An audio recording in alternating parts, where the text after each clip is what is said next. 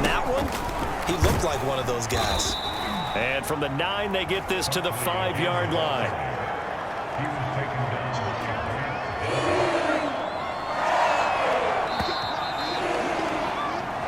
Nothing after 1 on EA Sports.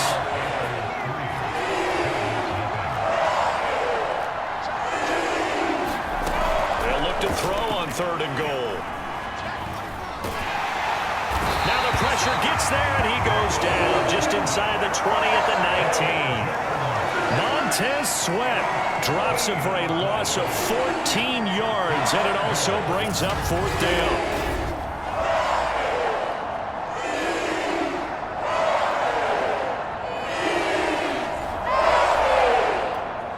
Now it's the Panthers' 2nd all-time leading scorer, kicking here in a different uniform, Graham Gano. This from 36 yards out. And Gano's kick is right through. And that will tie us at 3-3.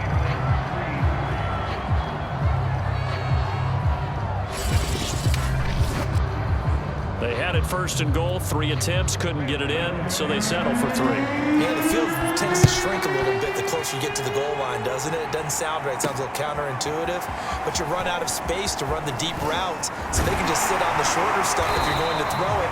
If you want to run it, it's just not as much space. They end up having to take 3 there. And you want to talk about active hands. These guys, these defensive backs, these linebackers, they've had active hands. Almost reminds you of those great basketball teams. The Panthers out there and ready to begin their next drive. And fortunate to get points on the board last time. They had to hit a really long field goal to do so. The kickers in today's game are so good and so skilled and hit from distances that we almost start to take them for granted, and we can't do that. That's a long field goal that they got 3 points out of. They've got to feel good about that, and they better make sure they love him up because he's helped them out. Yeah, now we'll see if that offense can put 6 on the board here. We'll see. He'll let this go for the end zone. Touchdown! It's complete. DJ Chark, 45 yards. And the Panthers on just 2 plays have taken the lead.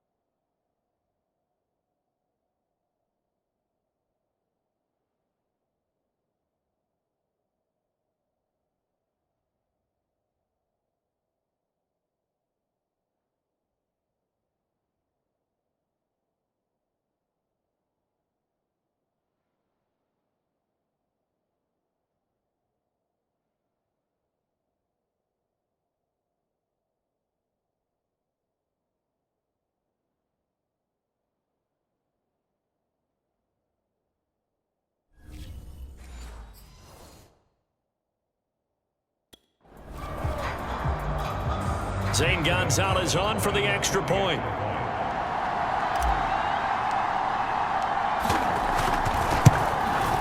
And it is up. And it's good. That'll make our score 10-3 now. Pretty clean and simple there. Just 2 plays. The long pass resulting in the touchdown on play number 2. Now after the touchdown, here's Gonzalez on to kick it away. No run back here for Slayton, and this will come out to the 25-yard line.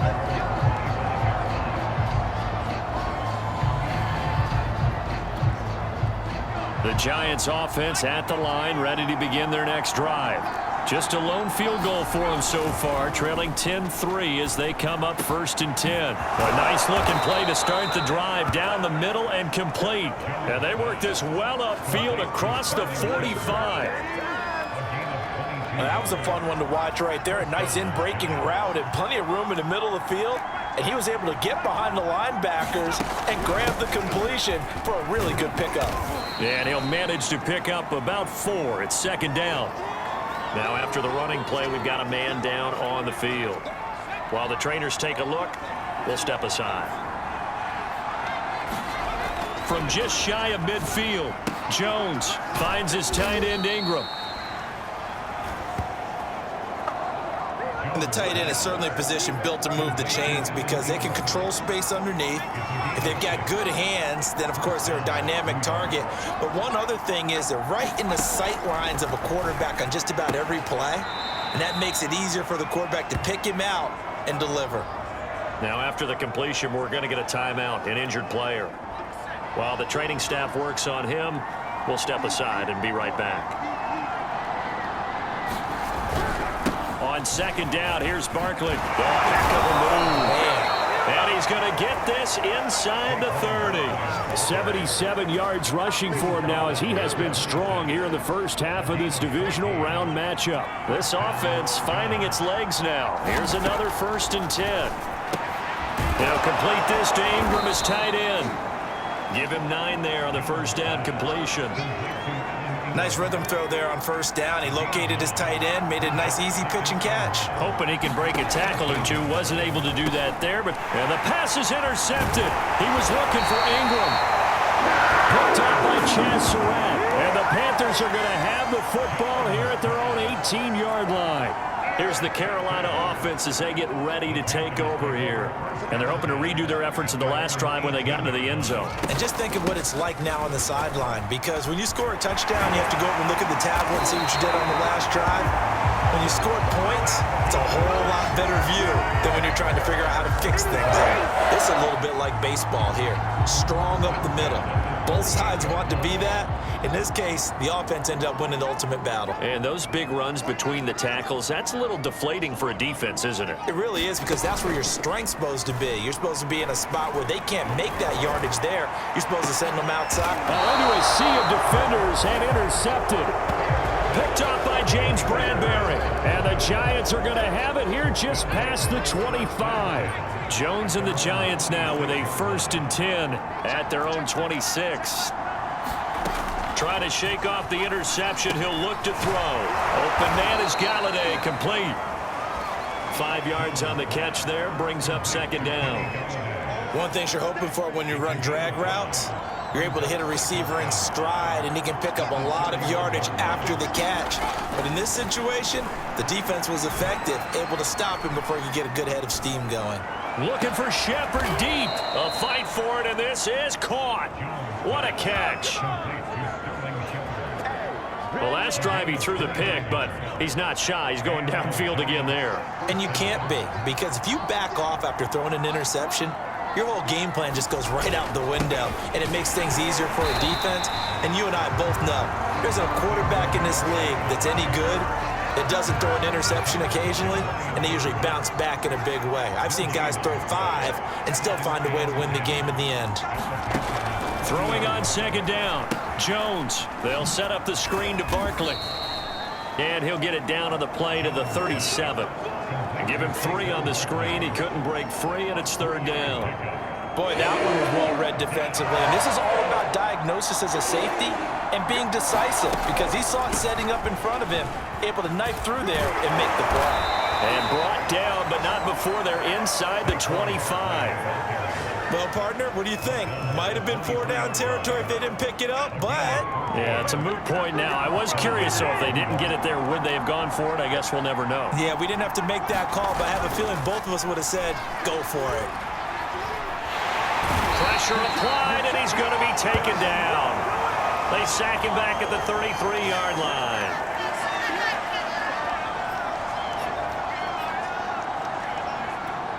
We remind you, as we've done all year, that coming up at halftime, we will visit with Jonathan Coachman, standing by in Orlando. He'll let you know what's going on here on a very... Jones has just thrown his 3rd interception. Isaiah Simmons picking it off. Past the 20. And he will bring this one back. It's a pick 6 for a Panther touchdown. And we'll see if that pick six looms large as this game continues, because we've seen plays like that alter a lot of playoff contests over the years. I would agree with that totally. And you often think to yourself, why do they alter it so much? Because after games, don't we hear coaches and players say, well, one play doesn't usually determine the outcome? But I don't think that's really true, do you? Because there's times when we see plays like that, and all of a sudden the momentum jumps to that team side, it deflates the other side, and they never pick it back up. And then things really go from there, don't they? That's the thing for me. We talk about momentum changes. A play like that is the ultimate momentum change. So the defense creating some points, not only getting the interception, but then returning it to the end zone for the pick six. Here comes Darius Slayton from his end zone. And only able to get this to the 19, so probably should have opted for the touchback. Back on offense, New York gets set to take over. And following the pick six, and they had decent field position in throwing that pick six. We'll see how they attack this drive. And I think all you say to your guy is, listen, let's just take care of the football a little bit better. Make some better decisions on this drive. And they'll pressure comes in. He's brought down. It's a Panther sack. Bradley Chubb picks up his second sack of the afternoon. So that now 4 first-half sacks. This pass rush has been unrelenting. And partner, you hear that sound of paper being ripped to shreds? That's the game plan that they've had so far, because they've got to say to themselves right now, we have to do something differently. This ball tipped, and it's going to be incomplete. Fortunate maybe to get that back. It's third down.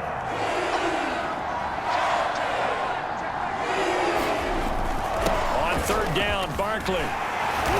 And that's not going to get it done. He'll come up well short of the first at about the 21.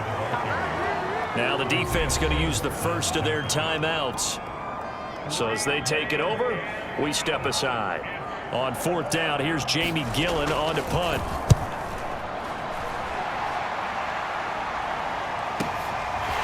This is fielded at the 27.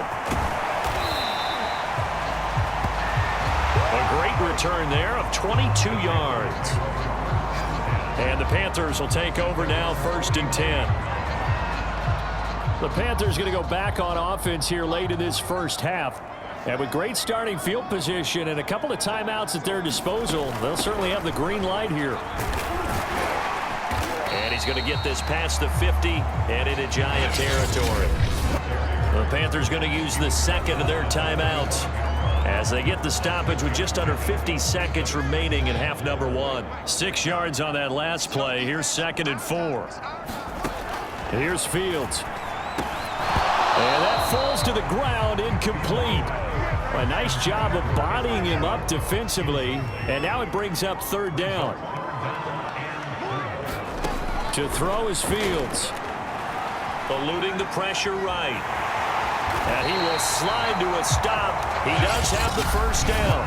Now the Panthers going to signal for their third and final timeout as they stop it here with just under 40 ticks to go in this first half. Line of scrimmage, the 37 on 1st and 10. Now it's Fields. Nowhere for Fields to turn, and down he goes. And they're going to hurry back to the line now. To try again after the sack. Fields. A 50-50 ball here, and it's intercepted. Picked up by the USC man, Adoree Jackson. And the Giants force the turnover. They'll take over at their own 27. All that remains is to snap this once, and that'll do it for the first half of play. So we've come upon halftime here in this NFC divisional round. All right, hang on. We'll jump over halftime. A trip to the NFC title game hanging in the balance. Second half action back underway. From a yard or two deep, here comes a return. Now a crease here as he's past the 30. The 40. The 20. He will take this all the way. Touchdown, Carolina. And you've used the phrase with me before, pressing the kicking game. What exactly does that mean? Because they did it there. It means focusing on it, all aspects of it, because it's the third part of the game. Offense, defense, special teams. If you press the kicking game, create an advantage, make a big play, it often leads to victory.